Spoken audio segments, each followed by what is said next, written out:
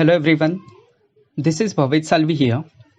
In my spare time, I like to write poems. Previously, I have written poems for special occasions which I would like to remember for lifetime, such as parents' birthday, anniversary, first feeling after becoming a father, and so on. Through my poems, I try to convey my feelings and sometimes social messages as well. Before this, I have written poems in two languages, that is Marathi and Hindi. This is my first attempt to write something in English, and I hope so you all will love this. Title of my poem is It's Time to Fight Back. At the end of this poem, I hope so you all will understand message which I have tried to convey. So let me start with my poem. It's time to fight back.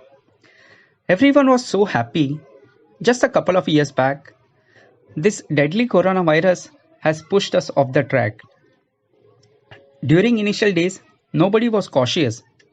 As cases started increasing, people got a bit more suspicious. Though we thought this is just another viral, seeing people dying in front forced us to think about survival. Situation started worsening. WHO declared this as a pandemic. People started losing their jobs. There was no scope for academic. How to prevent this became a mystery. Friends outing, family get together remain in history. Lockdown, wearing masks, social distancing became part of new normal. Work from home was the only way to stay afloat, so no question of wearing formals. Few people utilize this time to pursue their hobby, but for others, even getting two times meal was foggy. Discovering new ideas, cooking new recipes became new trends. Facebook, Insta, YouTube became our few friends. Those who were looking for promotion or an organizational change with cutting manpower everywhere decided to remain on the same page. We followed all guidelines, we followed all restrictions, but still no improvement to overcome this situation. Doctors, nurses, frontline workers put their heart and soul.